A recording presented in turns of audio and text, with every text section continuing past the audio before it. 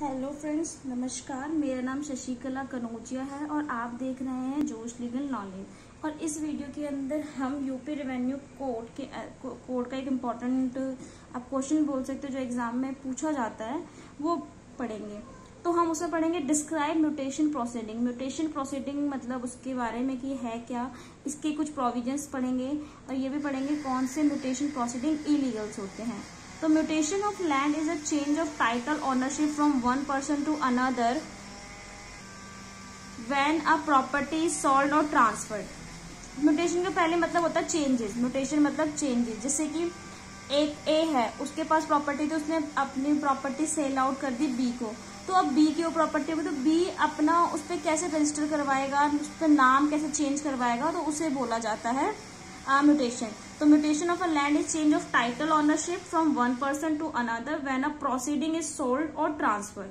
जब प्रॉपर्टी क्या हो, सोल्ड हो या ट्रांसफर हो। ट्रांसफर हमने पढ़ा था, ट्रांसफर हम कैसे कर सकते हैं, तो सेल के थ्रू भी हो सकता है और भी गिफ्ट आप दे रहे हो उसके थ्रू भी हो सकता है। By mutation of property or land, the new owner get the title of the property recorded on his/her name in the land revenue record of the local municipal corporation, and the government of UP can charge property tax from the rightful owner.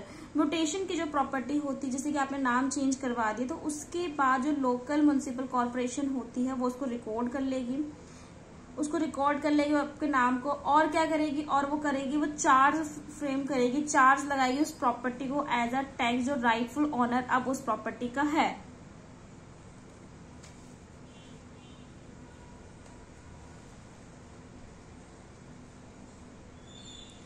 In the case of lease property, अगर मान लो lease पे आपने property दी तो ownership can be transfer through an irrevocable power of attorney. कि जो ownership होती है वैसे तो वो ट्रांसफर होती नहीं, अगर वो हो रही तो वो इरिवोकेबल हो जाएगी। तो mutation is popularly known as दाखिल खारिज। जब जैसे कि आप यूपी में देखोगे तो यूपी में इसको ये म्यूटेशन के नाम से इतना फेमस नहीं है, इसको आप दाखिल खारिज के नाम से जानेंगे और इसको दाखिल खारिज ही बोला जाता है यूपी में। म्यूटेशन कोई नहीं जानता। तो नेचर ऑफ म्यूटेशन की प्रोसीडिंग क्या है वो पढ़ते हैं। इसको याद रखना है क्योंकि क्वेश्चन हमारा ये भी पूछ लेता है कि दाखिल खारिज क्या है। दाखिल खारिज क्या, डायरेक्ट वैसा भी क्वेश्चन पूछ लेगा या म्यूटेशन पूछ लेगा। नेचर ऑफ द म्यूटेशन क्या है, nature of the mutation proceeding है the name of one person is struck from the annual register khatauni and the name of the other person is enter in the place. इसमें बता रखा है कि जो पहला पर्सन है जिसने अपनी प्रॉपर्टी को सेल किया था या ट्रांसफर के द्वारा किसी और पर्सन के पास जाया, तो फर्स्ट पर्सन का जो नेम है वो स्ट्रक ऑफ हो जाएगा। कहाँ से, एनुअल रजिस्टर। एनुअल रजिस्टर को हम खतौनी भी बोलते हैं। तो हमें ना ये टर्म्स याद करने हैं क्योंकि जो हम यूपी में जाएंगे, यूपी के अंदर अगर आप किसी भी कोर्ट में जा रहे हैं, तहसील में जा रहे हैं, तो आपको ये खतौनी, दाखिल खारिज ये वर्ड यूज करना आना चाहिए। तो एंड द नेम ऑफ, उस खतौनी एनुअल रजिस्टर जो है वो स्ट्रक ऑफ हो जाएगा और सेकेंड जो पर्सन है उसका नाम वहां पर एंटर हो जाएगा। It is essential to be done in every type of land, whether agriculture or industrial, residential. ये आपको सभी के अंदर करवाना है। दाखिल खारिज करवाना मोस्ट इम्पोर्टेंट है। आप किसी भी लैंड पे करवा सकते हैं, चाहे वो एग्रीकल्चर का हो या इंडस्ट्रियल का हो या रेजिडेंशियल का हो। The regard to agriculture land it is to be done in tahsildar revenue office. जैसे कि मान लो अगर आपको एग्रीकल्चर लैंड पे दाखिल खारिज करवाना है तो आपको तहसीलदार या रेवेन्यू ऑफिस में जाना होगा, या आपको रेजिडेंशियल पे करवाना है तो आपको म्युनिसिपल ऑफिस जाना होगा। आप ऐसा नहीं है कि आप रेजिडेंशियल का तहसीलदार जाकर तहसील में जाकर करवा रहे हैं या रेवेन्यू ऑफिस में जाकर करवा रहे हैं। तो रेजिडेंशियल का आपको म्युनिसिपल ऑफिस में और एग्रीकल्चर लैंड का आपको तहसील में करवाना है। टू टाइप्स ऑफ ग्राउंड है म्यूटेशन के, दाखिल खारिज के। एक सक्सेशन के द्वारा, जैसे कि मान लो आपके जनरेशन टू जनरेशन से प्रॉपर्टी आती है ना, जैसे कि दादा की प्रॉपर्टी हमारे पापा मम्मी को आई और फिर उसके बाद हमें प्रॉपर्टी आएगी, तो ये हमारा सक्सेशन होता है। तो उस सक्सेशन के अंदर क्या होगा, उस सक्सेशन के अंदर हम पढ़ते हैं mutation on the ground of succession section 33 है। दो टाइप के होते हैं, एक तो ट्रांसफर के द्वारा आता है और एक उसके द्वारा, सक्सेशन के द्वारा। तो सक्सेशन के द्वारा हम पढ़ते हैं। सबसे पहले person obtaining position of any land by succession shall submit report of such succession to revenue inspector. वो क्या करेगा, वो सबमिट करेगा रिपोर्ट किसको, रेवेन्यू इंस्पेक्टर ऑफ सर्कल, जो सर्कल का होगा, in which land is situated, जहां पर वो लैंड सिचुएटेड है। तो उसको रिपोर्ट सबमिट करेगा और जो रेवेन्यू इंस्पेक्टर है वो क्या करेगा, रेवेन्यू इंस्पेक्टर देखेगा कि क्या वो जो केस मतलब जो भी प्रॉपर्टी है क्या वो डिस्प्यूटेड है या नहीं है। अगर वो डिस्प्यूटेड नहीं है तो वो इसको रिकॉर्ड कर लेगा और रिकॉर्ड ऑफ राइट बना लेगा। रिकॉर्ड ऑफ राइट को हम खतौनी भी बोलते हैं। खतौनी में वो उसको रिकॉर्ड कर लेगा। अगर डिस्प्यूटेड है तो वो इंक्वायरी करेगा और उस रिपोर्ट को सबमिट करेगा तहसीलदार के अंदर। तहसीलदार के अंदर कब करेगा? जब एग्रीकल्चर लैंड होगा। अगर रेजिडेंशियल लैंड हुआ तो म्युनिसिपल ऑफिस में करेगा। Person whose name has not been recorded by the revenue inspector or who is aggrieved by the order of revenue inspector may move an application before tehsildar. Person who has not been recorded by revenue inspector, जैसे कि मान लो जैसे revenue inspector ने उस particular person का नाम record नहीं करा है और वो पर्सन एग्रीव्ड पर्सन है, तो रेवेन्यू इंस्पेक्टर क्या करेगा? उसका एप्लीकेशन तहसीलदार में दे देगा। Mutation in case of transfer में क्या होगा? जैसे कि person obtaining position of any land by transfer shall submit report of such transfer to tahsildar of tahsil in which land is situated, जहां पर सिचुएटेड है। And here transfer include family settlement, settlement हो जाएगा। State government fix a scale of fees charge करती है, state government करेगी। For getting entry in the record of right खतौनी, जैसे कि अगर मान लो उसने रिकॉर्ड बना दिया कि उसे लगता है कि हाँ प्रॉपर्टी डिस्प्यूट नहीं है, कुछ नहीं है, तो वो एक रिकॉर्ड बना देगी। जैसे हमने उसमें हमने पढ़ा था उसमें सक्सेशन वाला टॉपिक के अंदर। सेम अगर उसको डिस्प्यूटेड लगता है तो वो इंक्वायरी करेगी और वो तहसीलदार के अंदर अपनी जो भी रिपोर्ट बनाई है उसमें वो उसको सबमिट कर देगी।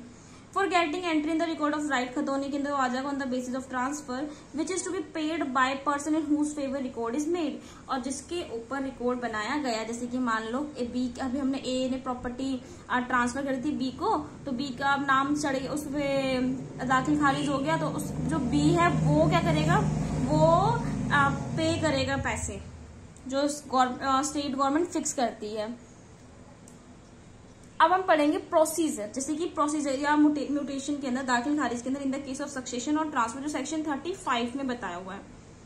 तो on the receipt of report हमारा जो सेक्शन 33 में सक्सेशन के द्वारा था, 34 में हमारा ट्रांसफर के द्वारा था। Tehsildar shall issue a proclamation and make inquiry as necessary. अगर तहसीलदार को लगता है कि इसके अंदर इंक्वायरी करवाना है तो वो इंक्वायरी करवाएगी। If case is not disputed, अगर वो डिस्प्यूटेड नहीं है केस, तो सेम वही बात है, वो उसको क्या करेगी? उसको रिकॉर्ड कर लेगी और उसको अमेंड भी कर सकती है। पर इंक्वायरी अगर उसको लगता है कि हाँ यार हमें को देखना चाहिए, कहीं ना कहीं इस प्रॉपर्टी में डिस्प्यूट हो सकता है, कुछ भी कर मतलब जैसे भी, तो वो करवाएगी। अगर डिस्प्यूटेड उसको लगता है तो वो क्या करेगी? Same shall decide the dispute and direct the record of right to be amend accordingly. यहाँ पर क्यों ऐसे बोल रखा है कि उसको भी राइट ऑफ रिकॉर्ड कर लेगा? अगर उसने डिस्प्यूटेड है तो उसकी इंक्वायरी करेगी, जो हमने फर्स्ट में पढ़ा था ना सक्सेशन वाले में, इंक्वायरी करेगी, उसकी रिपोर्ट तहसीलदार को देगी, तहसीलदार उसको चेंज करेगा, उस एग्रीव चीज को हटाएगा। अगर उसे कुछ और चीज लगता है तो उसको यहाँ पर चेंज किया जाएगा। तो यहाँ पर है any person aggrieve by order of tehsildar, tehsildar के ऑर्डर से कोई भी एग्रीव्ड है, मैं अपील टू एसडीओ, तो एसडीओ को, एसडीओ मतलब कौन है? सब डिविजनल ऑफिसर है, उनको अपील करेगा with in period of 30 days from such order. मतलब मान लो तहसीलदार ने कोई ऑर्डर पास किया, ठीक है, कि ये प्रॉपर्टी डिस्प्यूट है या ये प्रॉपर्टी इतना आपका नहीं जा रहा, इतना दाखिल खारिज में पैसा लगेगा, जो भी आपको है, अगर आपको चीज सही नहीं लगती है तो आप अपील कर सकते हो, but you have the time limit. 30 days के अंदर जब वो ऑर्डर आया है उसके 30 days के अंदर आपको अपील करनी होगी। किसको करनी होगी? बहुत इंपॉर्टेंट है, एसडीओ को करनी होगी। एक केस है Ram Janak versus State of UP and other. Tehsildar is bound to decide a contested mutation case within 90 days। मतलब तहसीलदार ना बाउंड है कि 90 दिन के अंदर आपका म्यूटेशन का जो भी केस है वो आपको सॉल्व करके देंगे। सेक्शन 37 बार लगाता है, bar against certain suits, no suits or other proceeding shall lie in any revenue court. कोई भी सूट जो है प्रोसीडिंग जो है वो लाई नहीं करेगी रेवेन्यू कोर्ट के अंदर if in regard to person obtaining position of land under section 34 unless he has made report. जब तक रिपोर्ट नहीं बनेगी तब तक वो प्रोसीडिंग जो है वो लाई नहीं करेगी रेवेन्यू कोर्ट के अंदर। तो सेक्शन 38 पढ़ते हैं। सेक्शन 38 के अंदर क्या, जैसे कि मान लो अगर आपसे कोई गलती हो गई, करेक्शन कुछ करना है, करेक्शन ऑफ एरर और ओमिशन के अंदर, तो कैसे होगा? तो application for correction of any error और ओमिशन इन मैप, बुक, खसरा और खतौनी, अगर किसी के अंदर कोई गलती हो गई है तो आप क्या करेंगे, शैल बी मेड टू तहसीलदार, तो वो करेक्ट कौन करेगा, तहसीलदार करेगा। तो आपको एप्लीकेशन देनी है करेक्शन की। On receiving application tahsildar shall make needful inquiry and shall refer case only with his report. अगर तहसीलदार को लगता है कि वो जो इंक्वायरी है वो नेसेसरी है, नीडफुल है और करने होनी चाहिए, तो वो रिपोर्ट कर देगा। अगर मैप आपको करेक्शन में करवाना है तो कलेक्टर को करेगा। अगर अदर करेक्शन आपको करवाना है, जैसे कि आपको नेम चेंज करवाना है, रिकॉर्ड ऑफ राइट चेंज करवाना है, तो एसडीओ को करेगा। एसडीओ हमने पढ़ा था sub divisional office. Case shall be decided by collector और SDO any person agree by order of them. अब जैसे कि मान लो इन्होंने भी कोई ऑर्डर आपको दिया और आप उसमें एग्रीड हो, तो शैल अपील टू कमिश्नर, तो आप कमिश्नर को अपील कर सकते हैं, but you have a time limit also, with in 30 days के अंदर अंदर आपको अपील करनी होगी। अब सेक्शन 39 बोलता है certain orders of revenue officer not to bar suit, कि कुछ ऐसे ऑर्डर्स हैं जो बार नहीं होगा। इसमें ये बोल रखा है जैसे कि no order pass by revenue inspector, tahsildar, SDO और कलेक्टर और commissioner shall debar any person from establishing his right to the land. आप उसको डी बार नहीं करेंगे by means of suit of under section 144, तो आप उसको बार नहीं कर सकते हैं। कि सेक्शन 40 बोलता है presumption has to be entries, की क्या कब प्रिज्यूम किया जाएगा। जैसे कि मान लो अगर कोई भी एंट्रीज हुई है खतौनी, जैसे कि रिकॉर्ड ऑफ राइट हुआ है, उसको ट्रू माना जाएगा जब तक उसका कॉन्ट्रेरी प्रूफ नहीं किया जा रहा। तो ऑल एंट्रीज इन खतौनी prepared in accordance with code shall be presumed as true until contrary is proved, जब तक contrary proof नहीं किया जा रहा। इसमें एक केस और भी है, स्वर्णी श्रीमती SMT श्रीमती वर्सेस इंदर कौर 1966 का केस था, 1996 का केस था। सुप्रीम कोर्ट ने बोला था mutation of a property in the revenue code record does not create और एक्सटिंग्विश, क्रिएट नहीं हो रहा, एक्सटिंग्विश भी नहीं होगा title, nor does it have any presumptive value on the title, it only enable the person whose favour mutation is order to pay the land revenue, कि उनको पे करना होगा लैंड रेवेन्यू का।